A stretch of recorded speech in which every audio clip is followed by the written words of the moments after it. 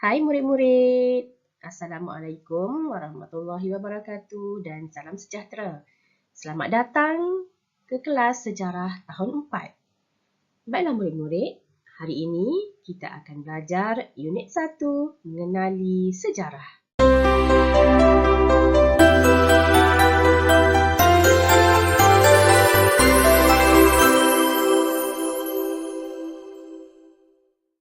Objektif pembelajaran kita pada hari ini ialah murid mesti dapat mengenal pasti sumber sejarah dan menjelaskan kaedah penyelidikan.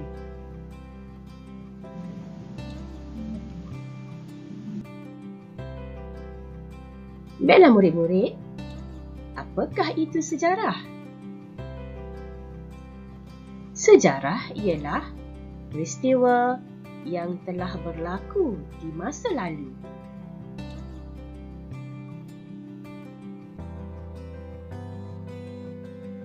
Bagaimana hendak menentukan kesahihan sejarah? Mestilah melalui bukti yang ditemui.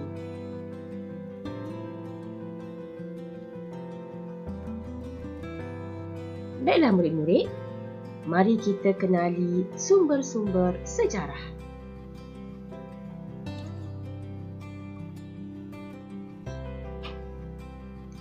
Sumber sejarah memberikan maklumat yang tepat tentang sesuatu peristiwa yang telah berlaku.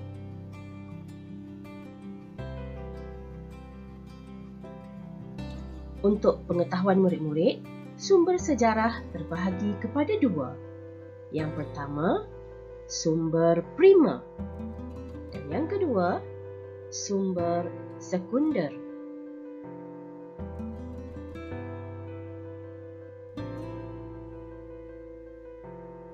Mari kita lihat, apakah itu sumber primer?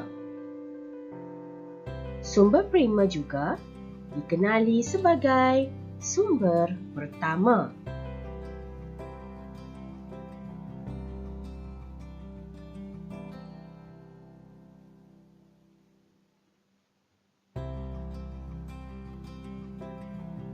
Sumber primer merupakan sumber yang belum diolah. Contoh-contoh sumber primer ialah yang pertama fosil, yang kedua manuskrip, yang ketiga dokumen rasmi, dan yang keempat artifak. Baiklah murid-murid, mari kita lihat penerangan ringkas tentang contoh-contoh sumber primer. Yang pertama, fosil. Fosil ialah tinggalan tumbuhan atau haiwan yang terawet dari zaman lampau. Kebiasaannya, fosil ini ditemui dalam bentuk rangka tulang atau tengkorak. Cuba murid-murid perhatikan contoh-contoh yang cikgu letakkan di sini. Ini ialah contoh fosil yang ditemui.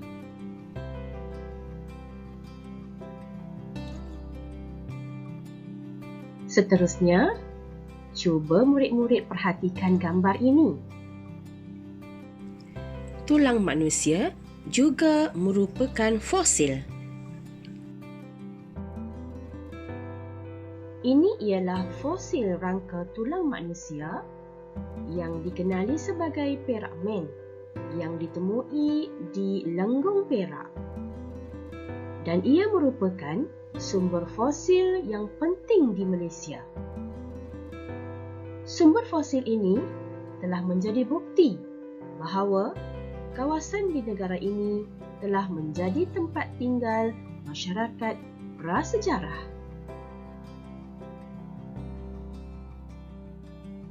Contoh sumber primer yang kedua ialah manuskrip.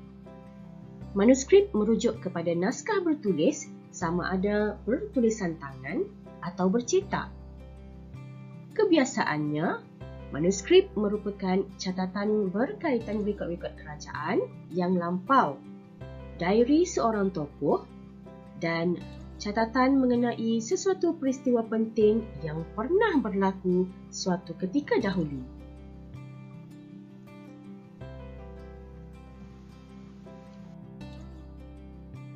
Ini merupakan hikayat Sulalatus Salatin yang merupakan manuskrip penting bagi negara kita.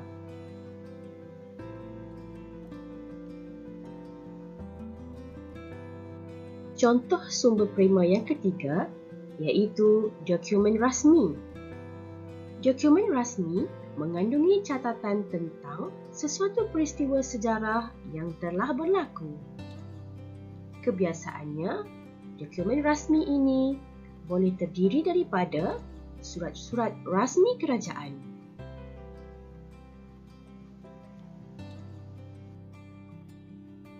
Baiklah murid-murid, sekarang kita hendak melihat contoh sumber prima yang keempat, iaitu artifak.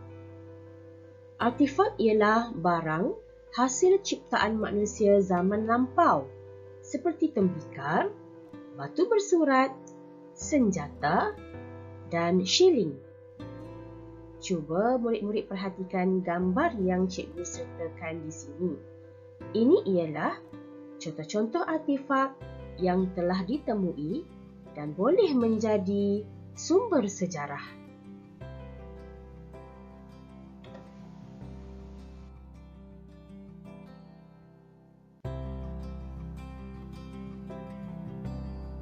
Sekarang, kita hendak melihat sumber yang kedua, iaitu sumber sekunder.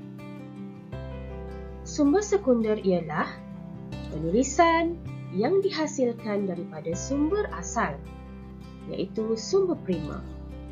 Contoh sumber sekunder ialah yang pertama, buku, yang kedua, majalah, yang ketiga, risalah, dan yang keempat, akhbar.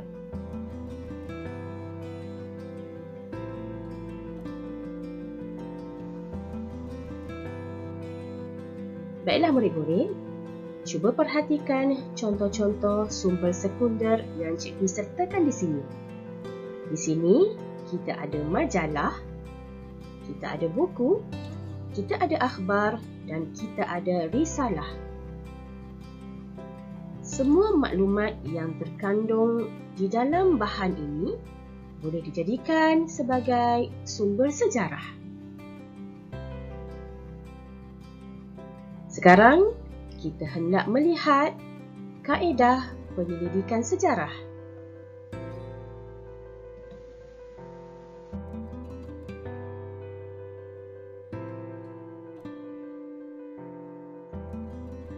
Penyelidikan sejarah dilakukan untuk membuktikan peristiwa sejarah yang telah berlaku dengan mendapatkan maklumat sejarah. Terdapat 3 kaedah yang boleh digunakan untuk mendapatkan maklumat sejarah, iaitu yang pertama, kaedah arkeologi, yang kedua, kaedah lisan, dan yang ketiga, kaedah bertulis.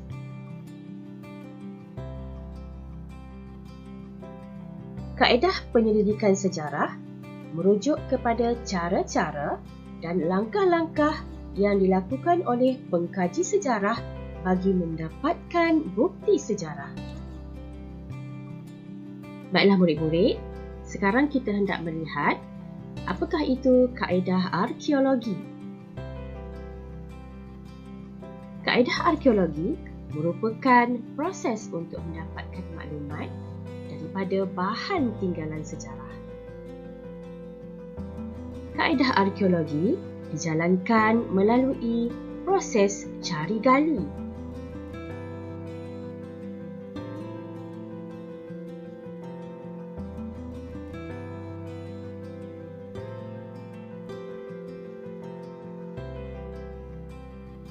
Untuk pengetahuan murid-murid semua, istilah lain bagi cari gali ialah ekskavasi. Menurut Kamus Dewan Bahasa dan Pustaka, Ekskavasi bermaksud kegiatan penggalian yang dilakukan untuk mendapatkan maklumat tentang benda zaman purbakala.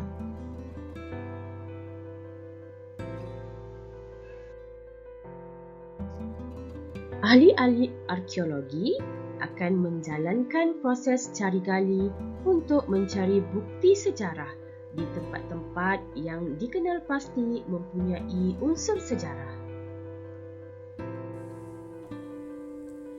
Contoh-contoh bahan yang ditemui dalam proses cari gali ialah: yang pertama, fosil; yang kedua, tembikar; yang ketiga, barangan logam; dan yang keempat, kulit siput.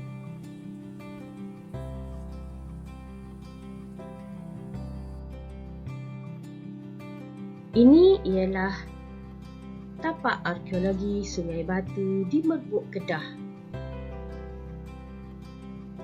Ini pula contoh kerja cari gali di tapak artefak paleolitik di Gua Pelangi. Baiklah murid-murid, sekarang kita hendak melihat kaedah penyelidikan sejarah yang kedua, iaitu kaedah lisan. Kaedah lisan merupakan proses mendapatkan maklumat melalui temu bual. Individu yang ditemu bual dikenali sebagai orang sumber.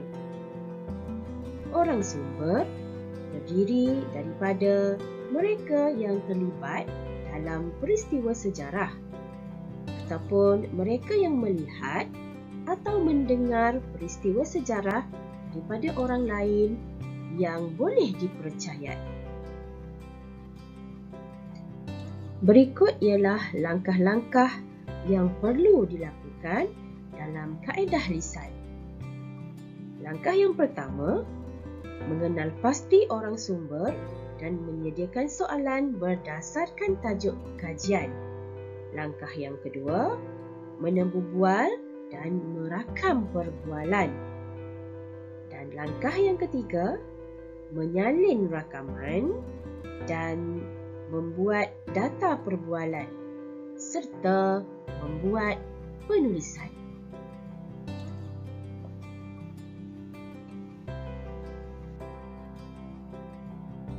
Dalam kaedah lisan atau temu bual ini, sejarawan akan menemui tokoh-tokoh pemimpin atau orang-orang yang mungkin mempunyai maklumat tentang sesuatu peristiwa.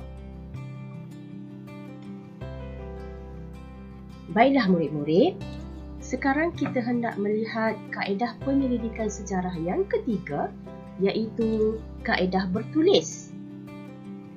Kaedah bertulis merupakan proses mendapatkan maklumat daripada tulisan dan lakaran. Maklumat ini diperoleh daripada dinding gua, kayu, batu dan bahan bercetak.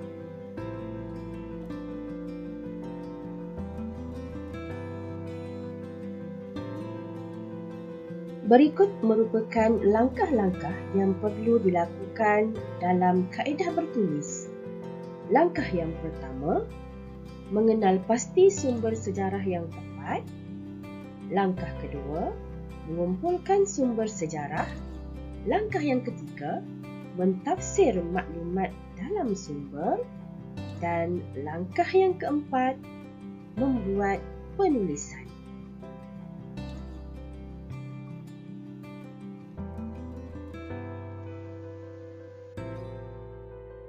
Okey murid-murid, ini ialah contoh lakaran dan tulisan yang ditemui di dinding gua. Ini pula adalah tulisan yang ditemui di batu bersurat.